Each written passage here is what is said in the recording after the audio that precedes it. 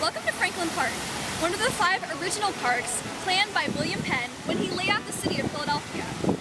Renamed in 1825 to honor Benjamin Franklin, a Philadelphian who contributed much to this city, Franklin Park at that time was a common grazing ground for animals and a place for militaries to meet and congregate.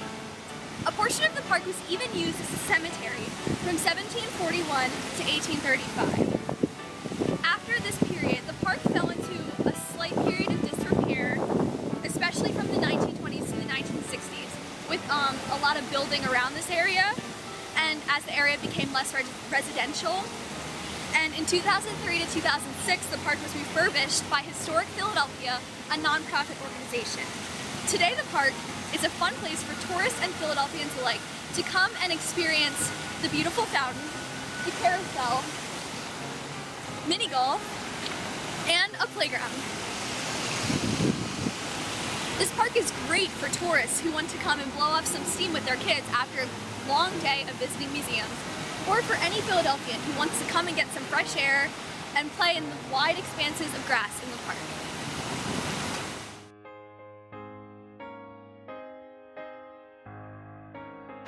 Welcome to the Benjamin Franklin Bridge. Designed by Paul Philippe Kretsch, the Benjamin Franklin Bridge soars over the Delaware River, connecting Philadelphia to Camden, New Jersey. The bridge was finished in 1926, and ferries had previously brought goods and peoples across, but now we have the bridge.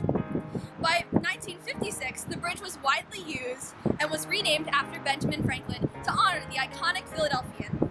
Owned and operated by the Delaware Port Authority, rail, cars, and pedestrians can cross this bridge. This bridge has also been featured in popular movies and TV shows such as World War Z and It's Always Sunny in Philadelphia. As you can see, walking on the Franklin Bridge is not for the faint of heart. As someone afraid of heights, I am freaking out. But the view is really beautiful.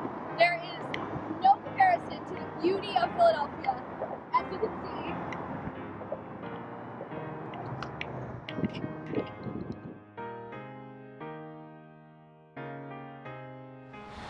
Welcome to Elfreth Alley, the nation's oldest residential street. It dates back to 1702 and it was named after 18th century blacksmith Jeremiah Elfreth. Other inhabitants of the alley were also tradesmen, so this street is a good example of the 18th century working class. Let's take a look.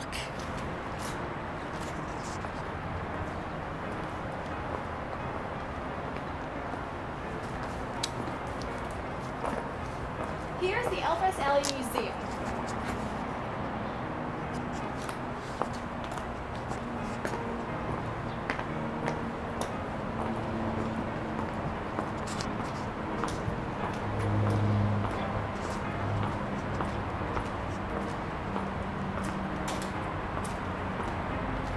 Today, there are 32 houses on this street, but as you can tell, they're a lot different from the rest of Philadelphia today.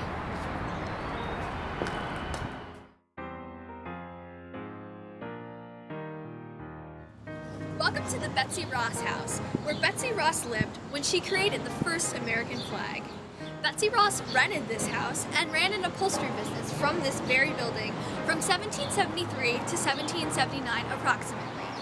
Some historians question whether Ross actually designed the flag or lived here at all, but the general consensus is that Betsy Ross lived here when she designed the iconic Stars and Stripes. Over the years, various structural changes were made to the house, mainly from 1940 to 1970, in order to restore the house to what it may have looked like back when Betsy Ross lived there. Today, this is a tourist site for many people wishing to come and witness where our country began.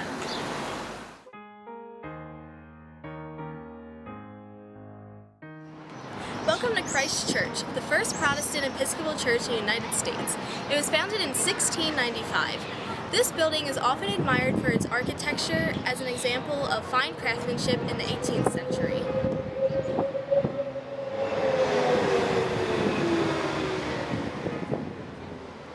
The congregation included 15 signers of the Declaration of Independence and Revolutionary War heroes such as George Washington and Benjamin Franklin. Welcome to Christ Church Burial Ground. This burial ground is the final resting place of Benjamin Franklin and his wife Deborah. 4 other signers of the Declaration of Independence are buried here: Benjamin Rush, Francis Hopkins, Joseph Hughes, and George Ross. This burial ground started in 1719 and is still an active burial site today. It is customary to leave pennies on Benjamin Franklin's grave because, in fact, a penny saved is a penny earned.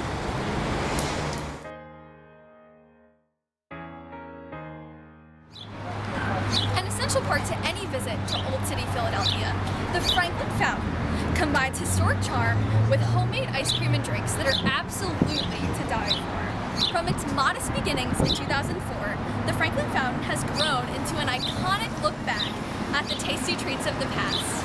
Let's go inside.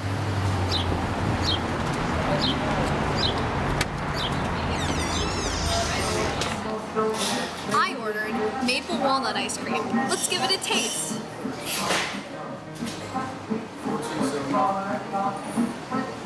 Oh my god.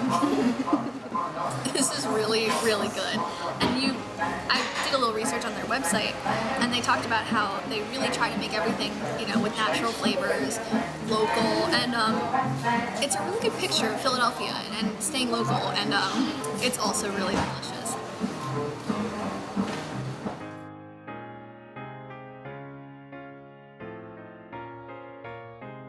It was here that the Declaration of Independence and the U.S. Constitution were drafted and revised.